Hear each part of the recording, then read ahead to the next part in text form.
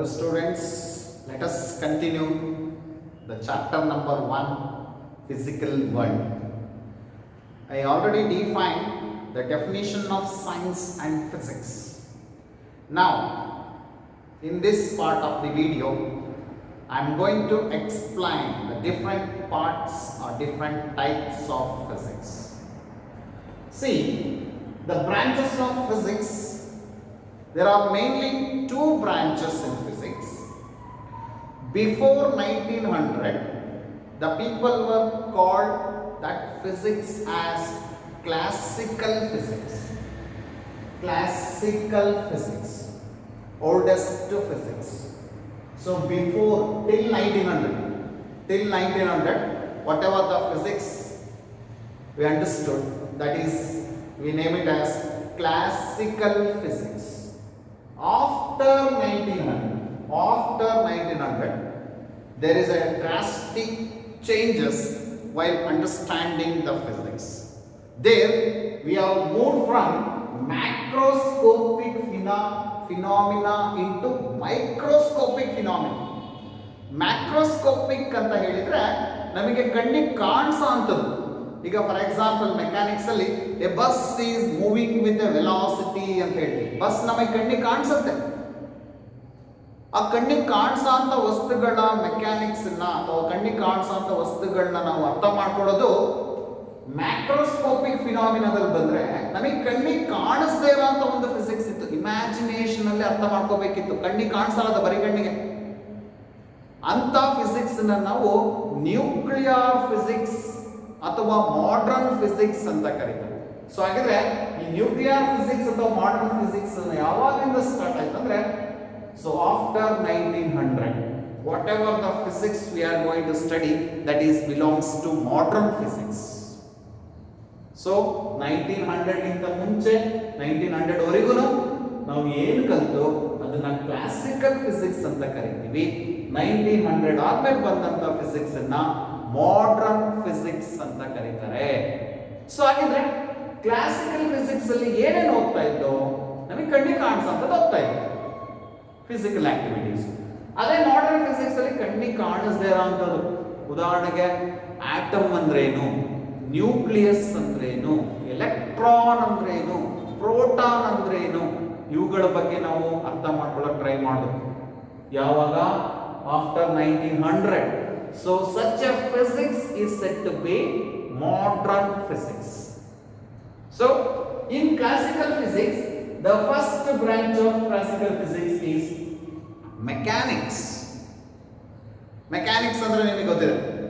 Mechanics ಅಲ್ಲಿ ನಾವು rest ಅಂದ್ರೇನು, ಮೋಷನ್ ಅಂದ್ರೇನು, ವೆಲಾಸಿಟಿ ಅಂದ್ರೇನು, ಆಕ್ಸಿಲರೇಷನ್ ಅಂದ್ರೇನು, ಎಕ್ಸ್ಪೆಷಲಿ ಕಣ್ಣಿಗೆ ಕಾಣಿಸೋ ಅಂಥದ್ದು, ಕಣ್ಣಿಗೆ ಕಾಣಿಸದೇ ಇರೋಂಥ ಮೆಕ್ಯಾನಿಕ್ಸ್ ನ ಕ್ವಾಂಟಮ್ ಮೆಕ್ಯಾನಿಕ್ಸ್ ಅಂತ ಕರಿತೀವಿ. ಅದು ಮಾಡರ್ನ್ ಫಿಸಿಕ್ಸ್ ಅಲ್ಲಿ ಬರುತ್ತೆ. Electron is moving with A velocity in a circular orbit of radius ಅಂತ ಹೇಳಿದ್ವಿ ಒಂದ್ ಕಡೆ. ಅಂದ್ರೆ ಎಲೆಕ್ಟ್ರಾನ್ ಕಣ್ಣಿಗೆ ಕಾಣಿಸಲ್ಲ, ಅದಕ್ಕೂ ಒಂದು ವೆಲಾಸಿಟಿ ಇದೆ, ಅದಕ್ಕೂ ಒಂದು ಪರ್ಟಿಕ್ಯುಲರ್ ಪಾತ್ ಇದೆ. ಅದನ್ನ ಅರ್ಥ ಮಾಡ್ಕೊಳ್ಳುವಂತ ಫಿಸಿಕ್ಸ್ ನ ಕ್ವಾಂಟಮ್ ಥಿಯರಿ ಬೇಸಿಸ್ ಮೇಲೆ ಅರ್ಥ ಮಾಡ್ಕೊಳ್ತೀವಿ. ಕ್ವಾಂಟಮ್ ಫಿಸಿಕ್ಸ್ ಅಂತ ಕರಿತೀವಿ, ಕ್ವಾಂಟಮ್ ಮೆಕ್ಯಾನಿಕ್ಸ್ ಅಂತಲೂ ಕರೀತಾರೆ ಅದನ್ನ. ಸೊ ಹಾಗಿದ್ರೆ ಅರ್ಲಿಯರ್ ಸ್ಟೇಜಸ್ ಅಲ್ಲಿ ಬರೀ ಕಣ್ಣಿಗೆ ಕಾಣಿಸೋ ಅಂತ ವಸ್ತುಗಳ ಬಗ್ಗೆ ಮಾತ್ರ ಅರ್ಥ ಮಾಡ್ಕೊಳ್ತಾ ಇದ್ರು. ಸೊ ಅದರಲ್ಲಿ ಮೊದಲನೇ ಬ್ರಾಂಚ್ ಏನಂತ ಕರೆದಿದ್ದೀವಿ, mechanics. So mechanics deals about the study of any body is under rest or motion. ಅದ್ರ ಬಗ್ಗೆ ಡೀಟೇಲ್ ಆಗಿ ನಿಮಗೆ ಫಸ್ಟ್ PUC ನಲ್ಲಿ ಎಕ್ಸ್ಪ್ಲೈನ್ ಮಾಡ್ತಾ ಹೋಗ್ತೀವಿ chapter wise. First chapter mechanics ಅಲ್ಲಿ ಏನ್ ಬರುತ್ತೆ ಅಂದ್ರೆ motion in a straight line ಅಂತ ಬರುತ್ತೆ ಇದರಲ್ಲಿ. ಅದ್ರ next topic motion in a plane ಅಂತ ಬರುತ್ತೆ. So after that laws of motion ಅಂತ ಹೇಳ್ತೀವಿ. ಸೊ ಲಾಸ್ ಆಫ್ ಮೋಷನ್ ಆದ್ಮೇಲೆ work, power, energy. So after that system of particles and rotational motion. So these are all the main topics related to mechanics. So ಅಲ್ಲಿ detail ಆಗಿ mechanics ನ first PUC ನಲ್ಲಿ ಹೇಳ್ಕೊಡ್ತೀವಿ. So ಅದೇ classical physics ಅಲ್ಲಿ ಇನ್ನೊಂದು topic ಏನಂತ ಕರಿತೀನಿ ಅಂದ್ರೆ thermodynamics. So it belongs to heat. So you can feel the heat and light, isn't it? So that concept of heat and thermodynamics is explained.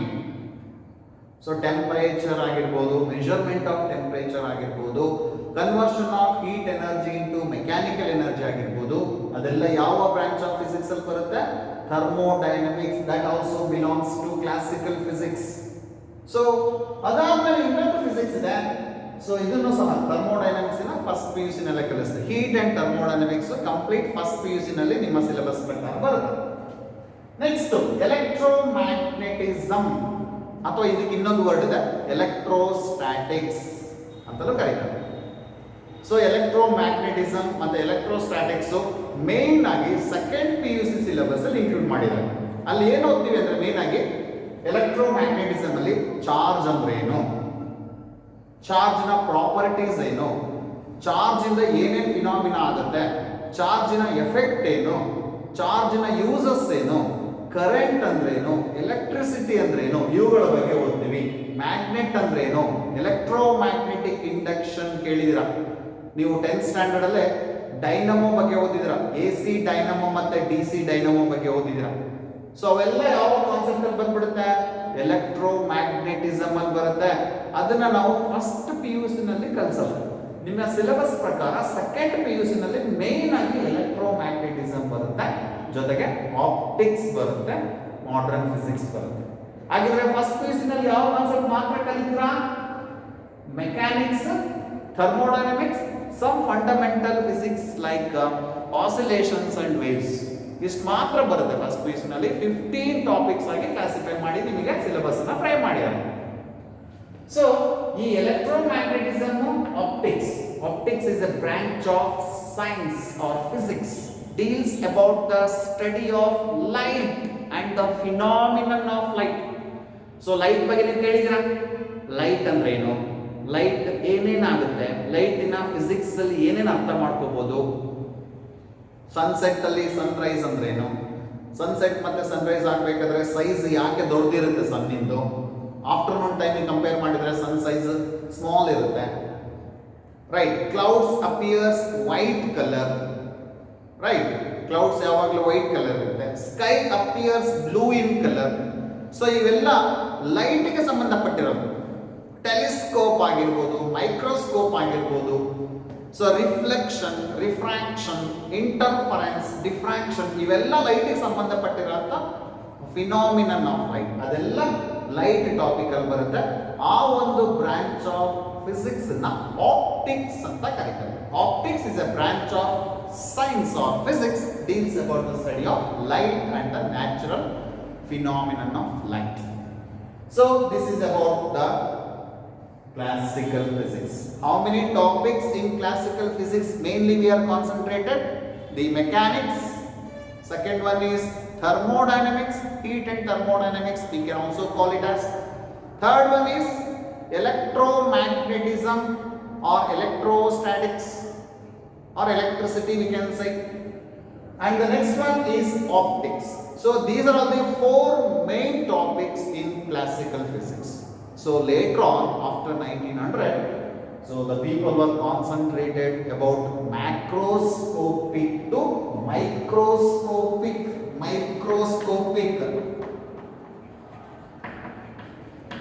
ಅಂದ್ರೆ ಕಣ್ಣಿಗೆ ಕಾಣಿಸದೇ ಇರುವಂತ ಫಿಸಿಕ್ಸ್ ಇದು. ಇಮ್ಯಾಜಿನೇಷನ್ ಅಲ್ಲಿ ಅರ್ಥ ಮಾಡ್ಕೋಬೇಕು. ಮೈನ್ ಆಗಿ modern physics is completely imagination concept. We cannot say electron, but electron ಇದೆ ಅಂತ ನಾವು ಅರ್ಥ ಮಾಡ್ಕೋಬೇಕಾದ್ರೆ ಒಂದು ಇಮ್ಯಾಜಿನೇಷನ್ ಕಾನ್ಸೆಪ್ಟ್ ಅಲ್ಲಿ ಅರ್ಥ ಮಾಡ್ಕೋಬೇಕು. ಅದಕ್ಕೆ ಸಮ್ ಎಕ್ಸ್ಪೆರಿಮೆಂಟಲ್ ರಿಸಲ್ಟ್ಸ್ ಗಳು ಸಪೋರ್ಟ್ ಮಾಡ್ತಾ ಹೋಗುತ್ತೆ. ಹಾಗಾಗಿ ನಾವು ಫಿಸಿಕ್ಸ್ ನ ಅರ್ಥ ಮಾಡ್ಕೋಬೇಕಂದ್ರೆ so theory or models and experiments ಒಂದು ಸಿಸ್ಟಮ್ಯಾಟಿಕ್ ಆಗಿರಬೇಕು. ಸೊ ಅದೇನಂತ ನಾನು ಎಕ್ಸ್ಪ್ಲೈನ್ ಮಾಡ್ತೀನಿ. So before that, in modern physics there are mainly 2 theories which can support the explanation of atom, nucleus, whatever the things related to modern physics.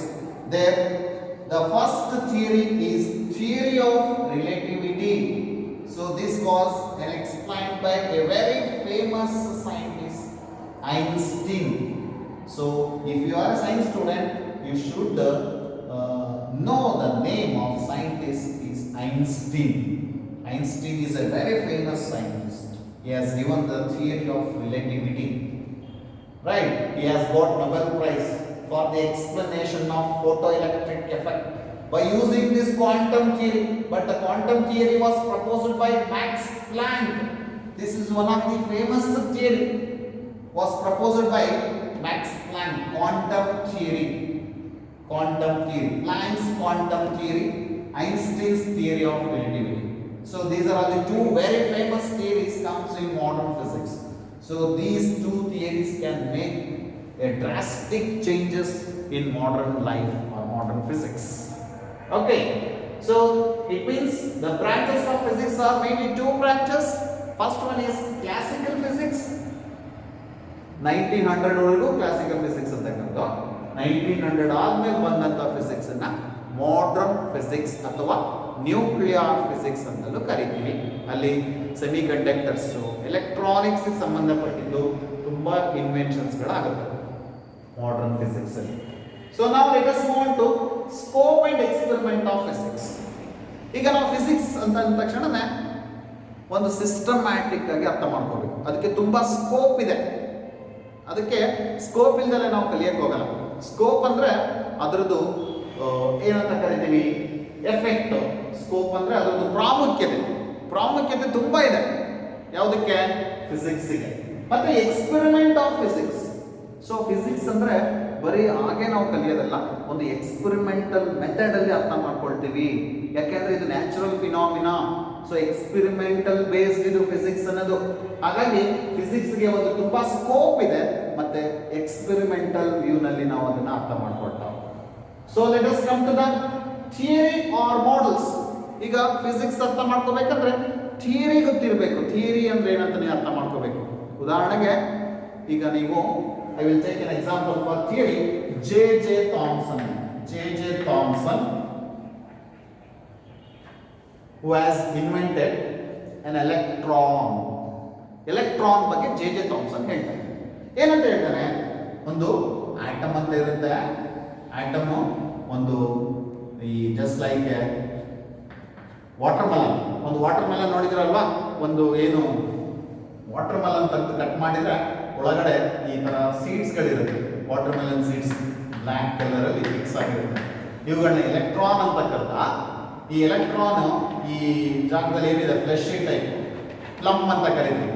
ಒಂದು fruit type ಇರುತ್ತಲ್ಲ, ಅದು plum ಅಂತ ಕರೀತಾರೆ. Fruit ಅಲ್ಲಿ ಇದು ಈಟಬಲ್ ಪಾರ್ಟ್, ಯಾವುದನ್ನ ತಿನ್ಲಿಕ್ಕೆ ಅದು ಸಾಧ್ಯ ಇರೋದನ್ನ ಪ್ಲಮ್ ಅಂತ ಕರಿತೀವಿ. ಆ ಪೋರ್ಷನ್ ಪಾಸಿಟಿವ್ ಚಾರ್ಜ್ ಅಂತ ಕರೆದ. ಆ ಪಾಸಿಟಿವ್ ಚಾರ್ಜ್ ಒಳಗಡೆ ಎಲೆಕ್ಟ್ರಾನ್ಗಳು ಈ ರೀತಿ ಫಿಕ್ಸ್ ಆಗಿರುತ್ತೆ.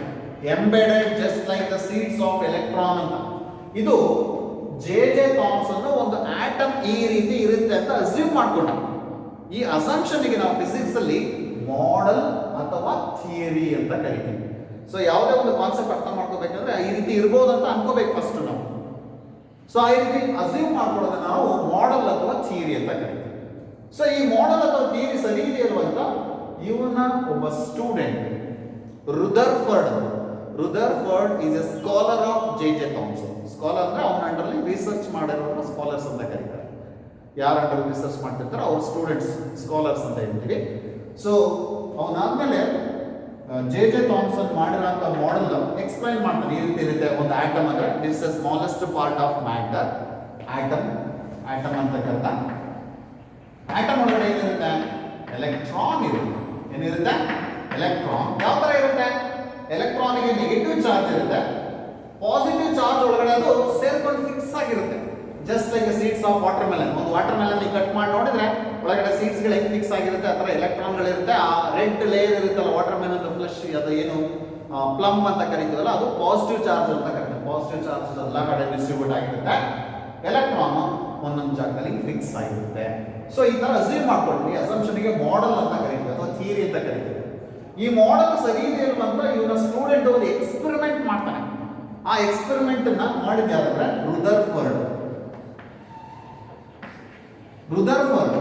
ಈ ರುದರ್ಫರ್ಡ್ ಮಾಡೋ ಎಕ್ಸ್ಪೆರಿಮೆಂಟ್ ವೆರಿ ಫೇಮಸ್ ಎಕ್ಸ್ಪೆರಿಮೆಂಟ್. ನೀವು ಈ ಒಂದು ಎಕ್ಸ್ಪೆರಿಮೆಂಟ್ ಬಗ್ಗೆ ಕೇಳೇ ಇರ್ತೀರಾ. ಅದನ್ನ ಆಲ್ಫಾ ಪಾರ್ಟಿಕಲ್ ಸ್ಕ್ಯಾಟ್ರಿಂಗ್ ಎಕ್ಸ್ಪೆರಿಮೆಂಟ್ ಅಂತ ಕರೀತಾರೆ.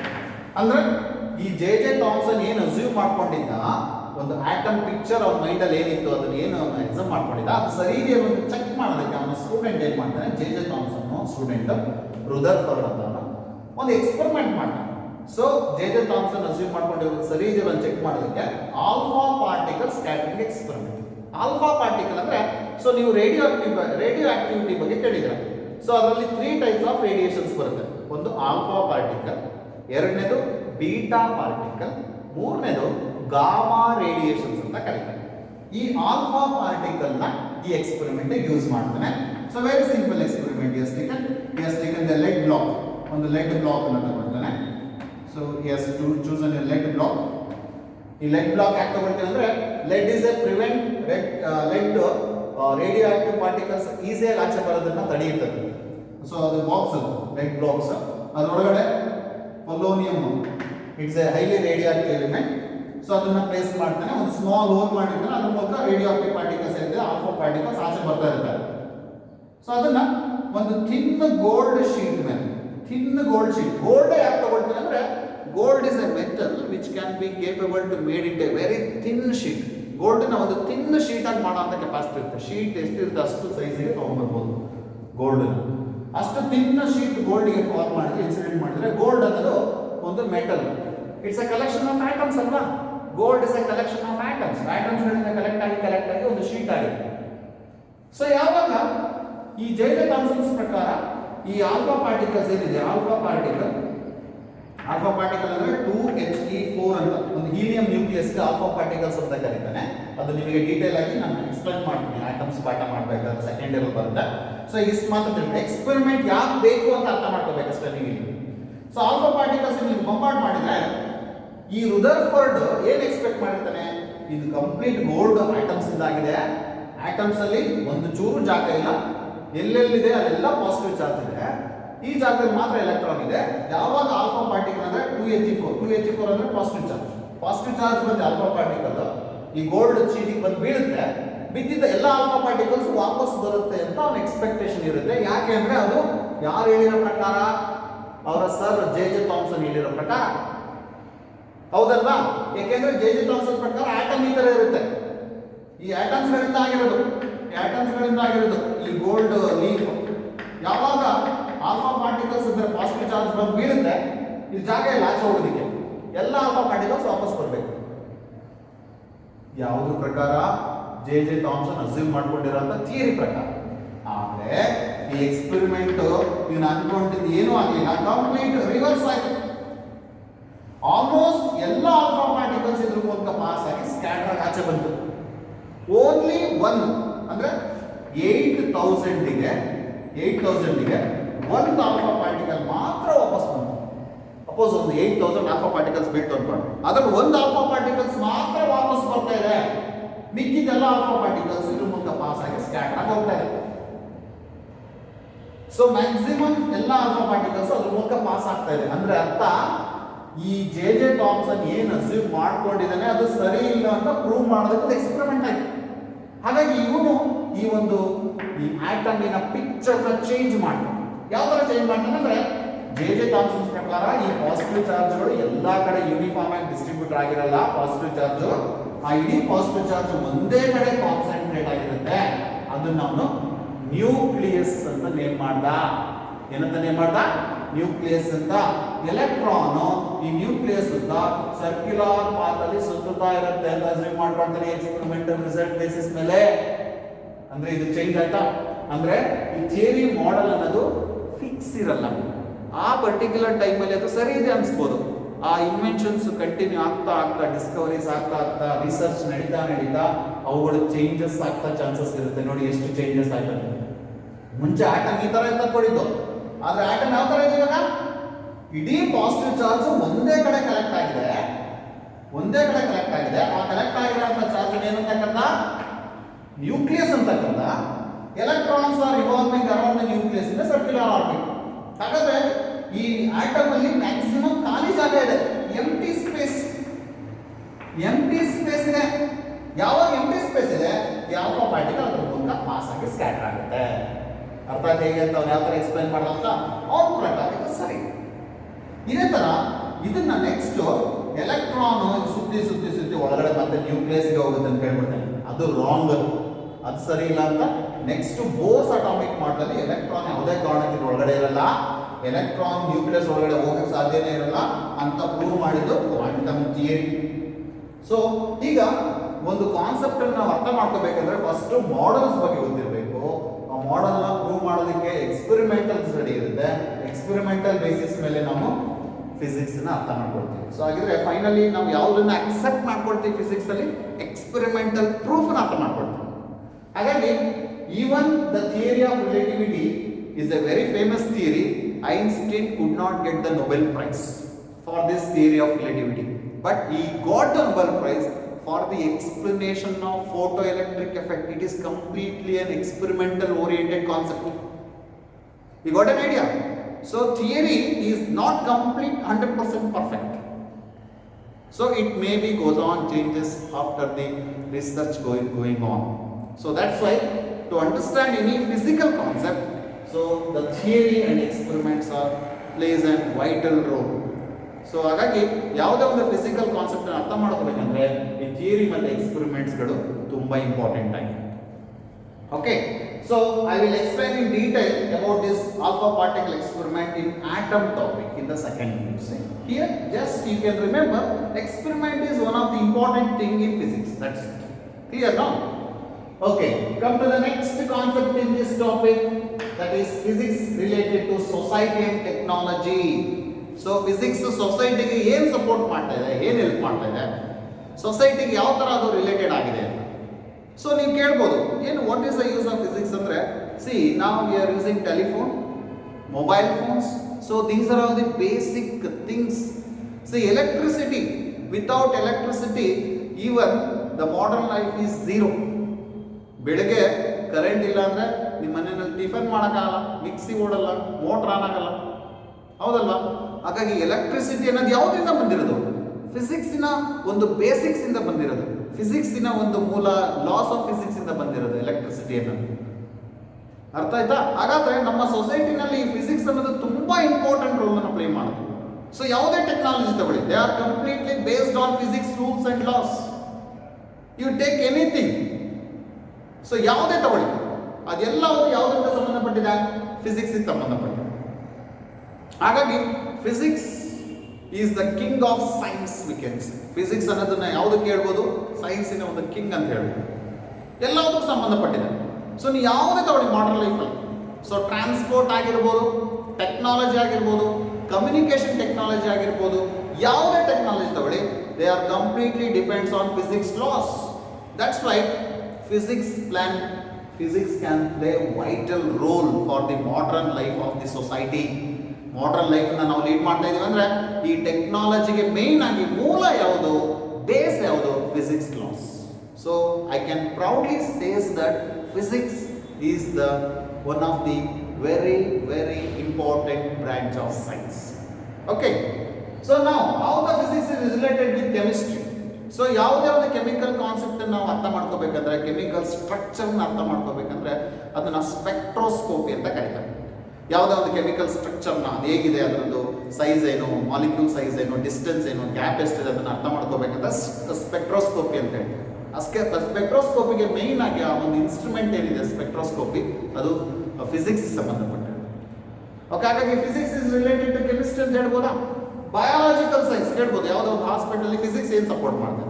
ಸೊ ಅಲ್ಲಿರೋ ಪ್ರತಿಯೊಂದು ಇನ್ಸ್ಟ್ರೂಮೆಂಟು ಫಿಸಿಕ್ಸಿನ ಲಾಸ್ ಬೇಸ್ ಮೇಲೆ, ಎಕ್ಸ್ರೇಸ್ ಆಗಿರ್ಬೋದು, ಸ್ಕ್ಯಾನಿಂಗ್ ಮಿಷಿನ್ ಆಗಿರ್ಬೋದು, CT ಸ್ಕ್ಯಾನಿಂಗ್ ಆಗಿರ್ಬೋದು, MRI ಆಗಿರ್ಬೋದು. MRI ಅಂದ್ರೆ ಗೊತ್ತಲ್ಲ, ಮ್ಯಾಗ್ನೆಟಿಕ್ ರೆಸೋನೆನ್ಸ್ ಇಮೇಜಿಂಗ್ ಕೇಳಿದಿರ, ಸ್ಕ್ಯಾನಿಂಗ್ ಪರ್ಪಸ್ ಯೂಸ್ ಮಾಡ್ತಾರೆ. ಸೊ ಈಗ ಸ್ಟೆಥೋಸ್ಕೋಪ್ ಆಗಿರ್ಬೋದು, ಥರ್ಮೋಮೀಟರ್ ಆಗಿರ್ಬೋದು, ಪ್ರತಿಯೊಂದು ಯಾವ ಒಂದು ಲಾಸ್ ಬೇಸಿಸ್ ಮೇಲೆ ಕನ್ಸ್ಟ್ರಕ್ಟ್ ಮಾಡಿರ್ತಾರೆ? ಫಿಸಿಕ್ಸ್ ಲಾಸ್ ಬೇಸಿಸ್ ಮೇಲೆ. So that's why physics is related to biological science. Next one, physics is related to astronomy. So ನಮಗೆ astronomy ನಲ್ಲಿ ಏನು ಬೇಕು? ಸ್ಯಾಟಲೈಟ್ಸ್, ಪ್ಲಾನೆಟ್ಸ್, ಇವುಗಳ ಬಗ್ಗೆ ಕಲಿತಾವೆ. ಹಾಗಾಗಿ ಟೆಲಿಸ್ಕೋಪ್ ಬೇಕೇ ಬೇಕಲ್ವಾ? To observe anything, to communicate ನಮಗೆ ಏನು ಬೇಕು? ಕಂಪ್ಯೂಟರ್ ಬೇಕು. Computer is based on mainly physics laws. So ಹಾಗಾಗಿ they are related to the astronomy. Mathematics, see mathematics is a tool of physics. ಹಾಗಿದ್ರೆ ಮ್ಯಾಥಮ್ಯಾಟಿಕ್ಸ್ ಬೇಕೇ ಬೇಕು. ಯಾಕೆ? ಫಿಸಿಕ್ಸ್ ನ ಅರ್ಥ ಮಾಡ್ಕೊಳ್ಳೋದಕ್ಕೆ. ಸೊ ಹಾಗಿದ್ರೆ without the knowledge of mathematics, so it is difficult to understand physics. So if you are good in mathematics, then you can easily understand the physical concept. So ನೀವು mathematics ಅಲ್ಲಿ ಚೆನ್ನಾಗಿದ್ದೀರಾ ಅಂದ್ರೆ physics ನ ತುಂಬಾ ಈಸಿಯಾಗಿ ಅರ್ಥ ಮಾಡ್ಕೋಬಹುದು ಒಂದು. ಸೊ ಹಾಗಾಗಿ ಡಿಫ್ರೆಂಟ್ ಬ್ರಾಂಚಸ್ ಏನೇನಿದೆ, ಯಾವುದೇ ಬ್ರಾಂಚ್ ಆಫ್ ಸೈನ್ಸ್ ತಗೊಳ್ಳಿ, ಆ ಎಲ್ಲ ಬ್ರಾಂಚ್ ಆಫ್ ಸೈನ್ಸ್ ಅಲ್ಲೂ ಸಹ ಫಿಸಿಕ್ಸ್ ಅದರದೇ ಆದಂತ ಒಂದು ಇಂಪಾರ್ಟೆಂಟ್ ರೋಲ್ ಅನ್ನ ಪ್ಲೇ ಮಾಡುತ್ತೆ. ಹಾಗಾಗಿ so I can proudly says that physics is related to society, technology and also other branches of physics, other branches of science. Clear now? So let us come to the last concept in this chapter, that is the basic forces in nature. So there are mainly four basic forces in nature.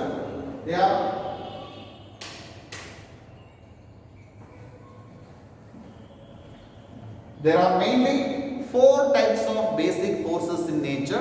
You are all familiar about these basic forces. First one is gravitational force. Second one is electromagnetic force. Electromagnetic force, it is also called as electrostatic force. And the third one is strong nuclear force. And the last one is weak nuclear force. See, these are the only four types of forces present in the nature. ನಮ್ಮ nature ಇರೋಂಥ 4 forces ಯಾವುದಂದ್ರೆ, ಒಂದು gravitational force, ಎರಡನೇದು electrostatic ಅಥವಾ electromagnetic force, ಮೂರನೇದು strong nuclear force, ನಾಲ್ಕನೇದು weak nuclear force. So ಇವುಗಳ ಬಗ್ಗೆ ತಿಳ್ಕೊಳ್ಳೋದಾದ್ರೆ, to understand what about the gravitational force, so you are familiar about gravitational force. So who invented gravitational force? A very famous scientist, Newton. So that's why it is also called as Newton's law of gravitation. So gravitational force ಅಂದ್ರೆ ನಮ್ಮ nature ಯಾವುದೇ ಎರಡು body ತಗೊಳ್ಳಿ, you take any two objects or any two bodies in the nature, that two bodies can always attract together.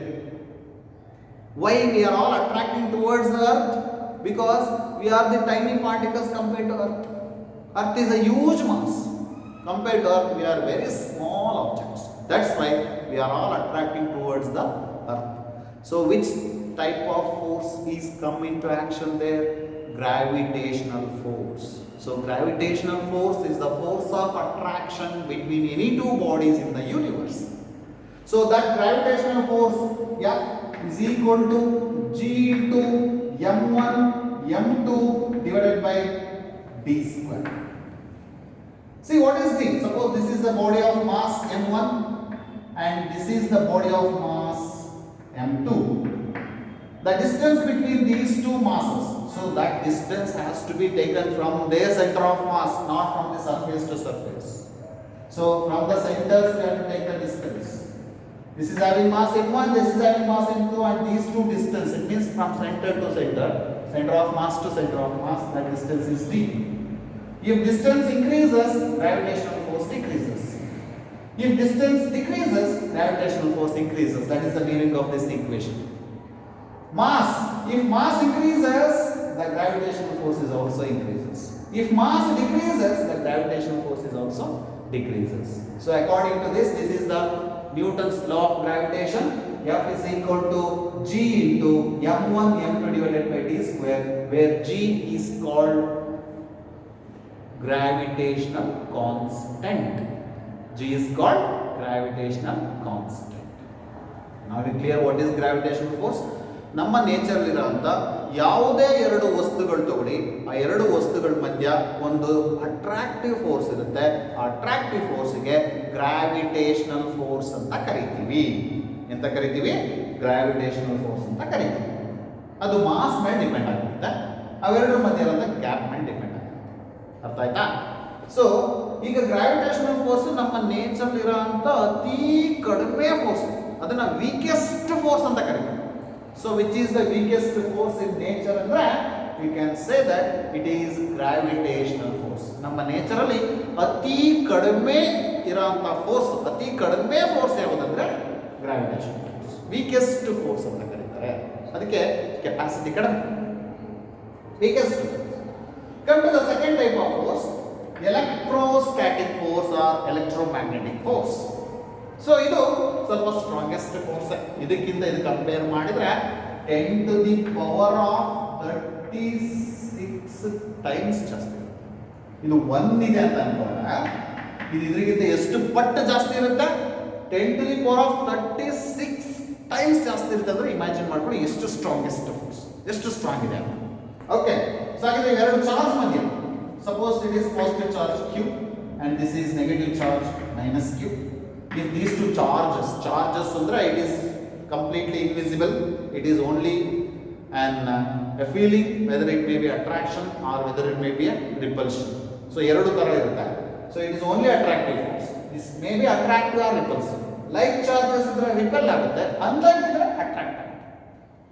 So electrostatic force is the force of attraction or repulsion between 2 point charges or static charges. So that is given by F is equal to 1 divided by 4 pi epsilon. ಇಷ್ಟು constant ಇದು, ಇದ್ರ ಬಗ್ಗೆ ನೀವೇನು worry ಮಾಡಬೇಡಿ. Second ಪೀಸ್ನಲ್ಲಿ ಇದು complete first 2 topics ಅಲ್ಲಿ 1/4 ಆಟೇ ಬರುತ್ತೆ, ಅಲ್ಲೇನಂತ detail ಆಗಿ ಅರ್ಥ ಮಾಡ್ಕೊಡ್ಬೇಕು. Just you understand this is only constant like G gravitation constant, ಇದು ಕೂಲಂಬ್ಸ್ ಕಾನ್ಸ್ಟೆಂಟ್ ಅಂತ ಅನ್ಕೊಳ್ಳಿ. Into q1 into q2. This is first charge q1, second charge q2. These two charges are separated by a distance d, or I will consider distance r, inversely proportional to square of the distance. So this formula is said to be electrostatic repulsive force. It is also called as Coulomb's inverse square law. This is also Coulomb's inverse square law related to masses, and this is related to charges. So these two are the forces. Compared to this one, this is 10 to the power of 36 times stronger. How much? 10 to the power of 36 times. Just you can imagine how much it is very large. So in front of 10, how many zeros you have to place? 36 zeros you have to place. So that much of large when compared these two.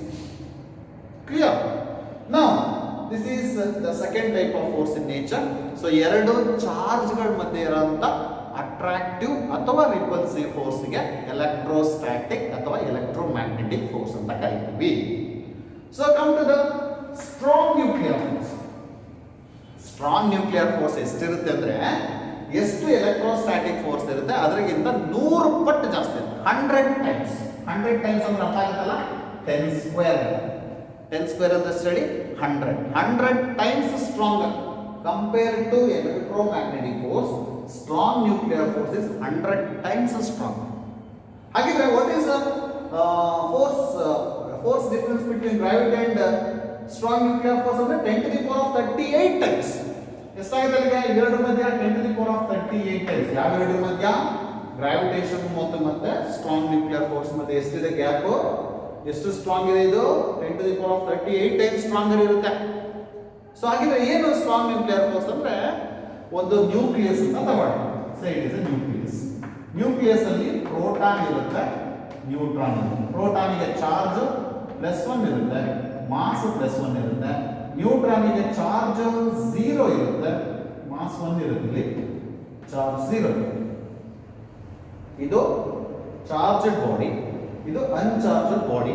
ಆ mass ಇರುತ್ತೆ, ಪ್ರೋಟಾನಿಗೆ mass ಇರುತ್ತೆ, ನ್ಯೂಟ್ರಾನಿಗೆ mass ಇರುತ್ತೆ, 1 ಇರುತ್ತೆ. ಆದರೆ ಅವೆರಡರ ಮಧ್ಯ ಒಂದು charged body, ಇನ್ನೊಂದು uncharged body.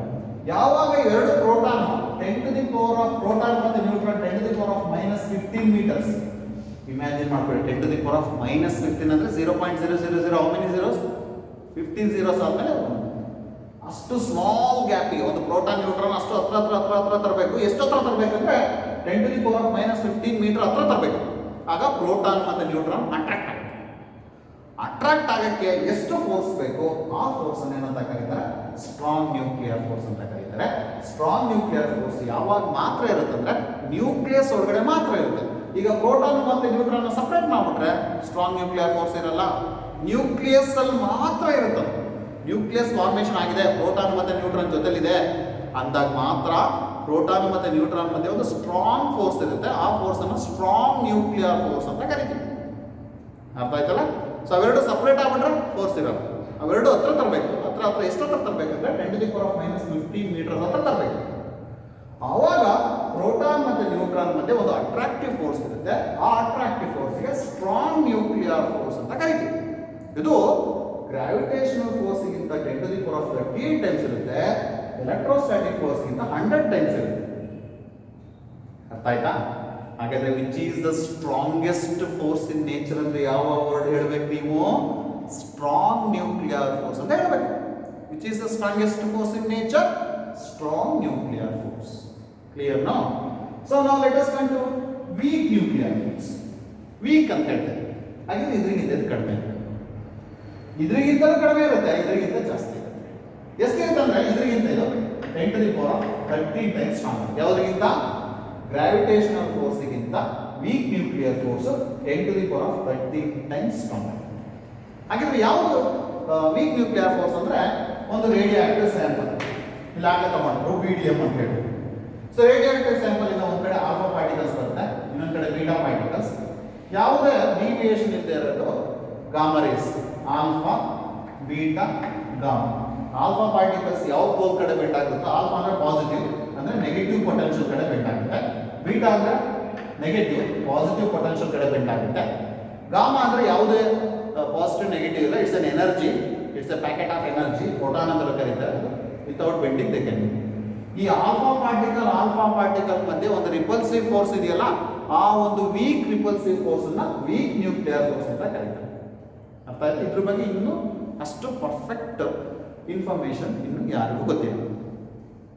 V don't have a perfect information about weak nuclear force. ಇಷ್ಟು ಮಾತ್ರ ಗೊತ್ತು, the force of repulsion between alpha particles during radioactive emission is said to be weak nuclear force. So ಹಾಗಾದ್ರೆ ಈ ಫೋರ್ಸ್ಗಳ ಬಗ್ಗೆ ಕೆಲವು information ಹೇಳ್ತೀನಿ, ಕೆಲವು points ಅದು ಕರೆಕ್ಟಾಗಿ ಅರ್ಥ ಮಾಡ್ತಾರೆ. So first point, central force. Central force ಏನು? ಸೆಂಟ್ರಲ್ ಫೋರ್ಸ್ ಅಂತ ಹೇಳೋದಾದ್ರೆ, ಈಗ ನೋಡಿ, ಈ ಮಾಸ್ ಮಧ್ಯ ಡಿಸ್ಟೆನ್ಸ್ ತಗೊಳ್ತೀವಲ್ಲ, ಆ ಡಿಸ್ಟೆನ್ಸ್ ಸೆಂಟರ್ ಆಫ್ ಮಾಸ್ ಅಂತ. ಚಾರ್ಜಸ್ ಸೆಂಟರ್ ಆಫ್ ಚಾರ್ಜ್ ಅಂತ ತಗೋಬೇಕು, ಆದ್ರೆ ಇಲ್ಲ ಆ ಥರ ತಗೊಳಗಿಲ್ಲ. ಹಾಗಾದ್ರೆ ಈ ಗ್ರಾವಿಟೇಷನಲ್ ಫೋರ್ಸ್ ಮತ್ತೆ ಎಲೆಕ್ಟ್ರೋ ಮ್ಯಾಗ್ನೆಟಿಕ್ ಅಥವಾ ಸ್ಟ್ಯಾಟಿಕ್ ಫೋರ್ಸ್ ಸೆಂಟ್ರಲ್ ಫೋರ್ಸ್, ಆದ್ರೆ strong nuclear force, weak nuclear force non central force. ಜ್ಞಾಪಕ ಇಟ್ಕೊಳ್ಳಿ. So these two are central force and these two are non central force. ಇದು first point. Second point, long range. Long range ಅಂದ್ರೆ ನಿಮ್ಗೆ ಅರ್ಥ ಆಗ್ಬೋದು. ಈಗ ಎರಡು ಮಾಸ್ ಎಷ್ಟೇ ದೂರ ಇರಲಿ, ಈಗ ಉದಾಹರಣೆಗೆ there is a attractive force between sun and the earth, there is attractive force between planets and the earth. ಅಂದ್ರೆ ಪ್ಲಾನೆಟ್ ಮತ್ತು ಅರ್ತ್ ಮಧ್ಯೆ ಎಷ್ಟು ಗ್ಯಾಪ್ ಇದೆ, ಆದರೂ ಸಹ ಎರಡರ ಮಧ್ಯೆ ಫೋರ್ಸ್ ಇದೆಯಲ್ಲ. ಹಾಗಾದ್ರೆ ಎರಡು ಮಾಸ್ ಮಧ್ಯೆ ಎಷ್ಟೇ ದೂರ ಇರಲಿ, ಆ ಎರಡು ಮಾಸ್ ಮಧ್ಯೆ ಏನಿದೆ ಇರುತ್ತೆ? ಅಟ್ರಾಕ್ಟಿವ್ ಫೋರ್ಸ್ ಇರುತ್ತೆ. ಅದನ್ನ ಲಾಂಗ್ ರೇಂಜ್ ಫೋರ್ಸ್ ಅಂತ ಕರಿತೀವಿ. ಸೊ ಎರಡು ಲಾಂಗ್, ಎಲೆಕ್ಟ್ರೋಸ್ಟಾಟಿಕ್ ಫೋರ್ಸ್ ಮತ್ತೆ ಗ್ರಾವಿಟೇಷನಲ್ ಫೋರ್ಸ್ ಎರಡು ಯಾವ ಒಂದು ಕಂಡೀಷನ್ ಸ್ಯಾಟಿಸ್ಫೈ ಮಾಡುತ್ತೆ? ಲಾಂಗ್ ರೇಂಜ್ ಫೋರ್ಸ್ ಅಂತ ಕರೀತೀವಿ. ಆದ್ರೆ ಇವೆರಡು ಶಾರ್ಟ್ ರೇಂಜ್ ಫೋರ್ಸ್. ಯಾಕೆ ಶಾರ್ಟ್ ರೇಂಜ್ ಫೋರ್ಸ್? ನೋಡಿ, ಎಷ್ಟು ಹತ್ರ ಇದ್ರೆ ಮಾತ್ರ ಫೋರ್ಸ್ ಇರುತ್ತೆ. ತುಂಬಾ ಹತ್ರ ಇರಬೇಕು, 10 to the power of -15 ಅಂದ್ರೆ ಎಷ್ಟು ಹತ್ರ ಇರಬೇಕು ನೀವು ಇಮ್ಯಾಜಿನ್ ಮಾಡ್ಕೊಳ್ಳಿ ಅದನ್ನ. ಓಕೆ, ಸೊ ಅಷ್ಟು ಹತ್ರ ಇದ್ದಾಗ ಮಾತ್ರ ಫೋರ್ಸ್ ಇರುತ್ತೆ ಇಲ್ಲಿ. ಹಾಗಾಗಿ ಇವೆರಡನ್ನ ಶಾರ್ಟ್ ರೇಂಜ್ ಫೋರ್ಸ್ ಅಂತ ಕರೀತಾರೆ, ಇವೆರಡನ್ನ ಲಾಂಗ್ ರೇಂಜ್ ಫೋರ್ಸ್ ಅಂತ ಕರಿತೀವಿ. ಅರ್ಥ ಆಯ್ತಾ? So these two are central force, these two are non central force. These two are long range force, strong nuclear and weak nuclear, short range force. So in a difference, gravitational force only attractive, electromagnetic force it may be attractive or it may be repulsive. So these two are only attractive force. Okay, so these are all some basic properties related to the gravitational force, strong nuclear force, electromagnetic force, weak nuclear force. I want to write a formula here. One, so first one gravitational force, second one is weak nuclear force, and third one is electromagnetic force or electrostatic force, and last one is the strong nuclear force. If I want to write the ratio in terms of gravitational force, if the gravitational force is 1, then weak nuclear force is 10 to the power of -39. See, if it is 1, it is 10 to the power of -30. If this is 1, this must be 10 to the power of +30. So don't get confused there. ಇಲ್ಲಿ ನೀವು plus ಬರ್ತಿದ್ದೀರಾ, ಅಲ್ಲಿ minus ಬರ್ತಿದ್ದೀರಾ ಅಂತ confuse ಮಾಡ್ಕೊಬೇಡಿ. ನಾನು ಇದನ್ನೇ 1 ಅಂತ ಅನ್ಕೊಂಡಿದ್ದೀನಿ. ಅವಾಗ ಇದು 1 ಇದ್ರೆ ಇದು ಎಷ್ಟು ಇರಬೇಕು? 10 to the power of -13 ಇರಬೇಕು. ಓಕೆ, ಸೊ ನೆಕ್ಸ್ಟ್ ಇದೆಷ್ಟು ಇರಬೇಕು? ಓಕೆ, +30, ಸಾರಿ, +30. ರಿವರ್ಸ್ ಆರ್ಡರ್ ಇದಾಗುತ್ತೆ. 10 to the power of 13, 10 to the power of 36, 10 to the power of 38. Okay, minus. If it is 1, it is minus. Clear now? ಅರ್ಥ ಆಯ್ತಾ? So ಇದಾದ್ಮೇಲೆ ಈ topic ಅಲ್ಲಿ law of conservative loss ಅಂತ ಬರುತ್ತೆ. So ಅದು ನಿಮಗೆ ಅಸೈನ್ಮೆಂಟ್. ಸೊ ಎಲ್ಲ ಸ್ಟೂಡೆಂಟ್ಸು ಕನ್ಸರ್ವೇಟಿವ್ ಲಾಸ್ ಅಂದರೆ ಏನು, ಏನೇನು ಕನ್ಸರ್ವೇಟಿವ್ ಲಾಸ್ ಬರುತ್ತೆ ಅಂತ ನನಗೆ ಒಂದು ಲೈವ್ ಕ್ಲಾಸಲ್ಲಿ ಕ್ವಶನ್ಸ್ ಕೇಳ್ತೀನಿ, ನೀವು ರೆಡಿ ಆಗಿರಬೇಕು. ಒಂದು ನೆಕ್ಸ್ಟು ಈ ಟಾಪಿಕ್ ಎಂಡಲ್ಲಿ ಒಂದಷ್ಟು ಸೈಂಟಿಸ್ಟ್ ನೇಮ್ಗಳಿದೆ, ಅವರ ಇನ್ವೆನ್ಷನ್ಸ್ ಇದೆ. ಸೊ ಪರೀಕ್ಷೆನಲ್ಲಿ ಯಾವ ಸೈಂಟಿಸ್ಟು ಏನು ಇನ್ವೆಂಟ್ ಮಾಡ್ದ ಅನ್ನೋದನ್ನೇ ಎಕ್ಸಾಮಲ್ಲಿ ಕೇಳ್ತೀನಿ. For example X-rays, who invented X-rays ಅಂತ ಕೇಳ್ತೀನಿ. ಯಾರು ಬರೀತೀರಾ? ರಾಂಟ್ಜನ್. ಅರ್ಥ ಆಯ್ತಲ್ಲ? ಸೊ ಈ ಥರ ತುಂಬ ಸೈಂಟಿಸ್ಟ್ ನೇಮ್ಗಳಿದೆ, ಅವ್ರು ಏನೇನು ಇನ್ವೆನ್ಷನ್ ಮಾಡಿದ್ರು ಅವುಗಳಿದೆ, ಅದು ನಿಮಗೆ assignment. So you should remember the scientist name there and the inventions. So in the live class I am going to ask the questions related to scientist names and their inventions. So all the students can get ready for that. And then one more thing, you have to prepare for the notes what I explained, and you have to understand about the thing what I left here, that is law of conservation, and the scientist was scientist name, list of scientist name and their inventions you have to remember. Okay, with that I am going to end this session. So thank you for watching this video.